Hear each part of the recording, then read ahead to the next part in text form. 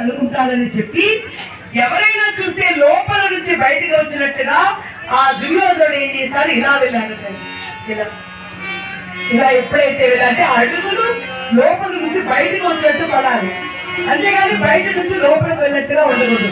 అలా ద్వైపాయనం అనేటువంటి మడుగులో 18వ రోజు వెళ్ళి కూర్చొని జలస్తంభన అనేటువంటి విద్య చేత ఆ యొక్క జలములో కూర్చుని ఉన్నాడు దుర్యోధనుడు. 18వ రోజు ఎలా ప్రకారంగా యుద్ధం ప్రారంభమైంది.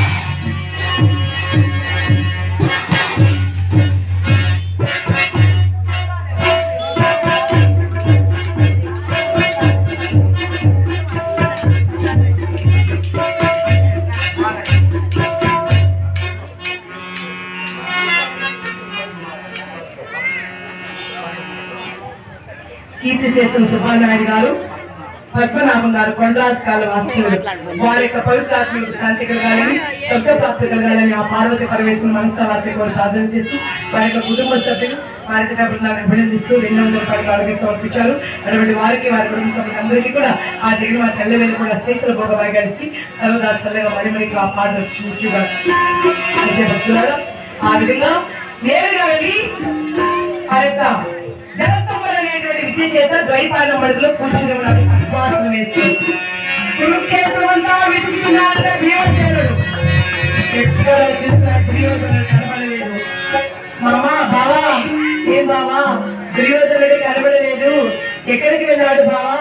కురుక్షేత్రం అంతా వెతికాను, విసిగి వేసారిపోయాను, మరి దుర్యోధనుడైతే జాడ నాకు కనబడలేదు, ఇప్పుడు ఏంటి బావా అన్నాడు. నాయన దుర్యోధనుడు ఎక్కడున్నాడో నాకు తెలుసు, అటువంటి దుర్యోధనుడి నేను తీసుకెళ్తాను అని చెప్పి పాండవులందరినీ కూడా ద్వైపాయనం అనేటువంటి మడుగు దగ్గరికి తీసుకెళ్ళారు. వెళ్తే ఎలా ఉందండి చెప్పండి తల్లి, లోపల నుంచి బయట వచ్చినట్టుగా ఉంది కానీ ఎవరైనా బయట నుంచి లోపలికి వెళ్ళినట్టుగా లేదట. భీముడు అన్నాడు, బావా ఎవరున్నారు బావా ఇక్కడ, ఎవరు ఇంకా ఇలా బయట ఉన్నారు, లోపలికి వెళ్ళినట్టుగా లేదన్నారు. నీకు తెలియదు నాయన, తినమంటే తింటావు, ఎదురుకోమంటే పోతావు, కొట్టమంటే కొడతావు, ఆ తెలివి అనేది నీకుంటే ఇంతవరకు వచ్చింది. నీ అన్న దుర్యోధనుడు సామాన్యుడు కాదు, యోచనాపరుడు.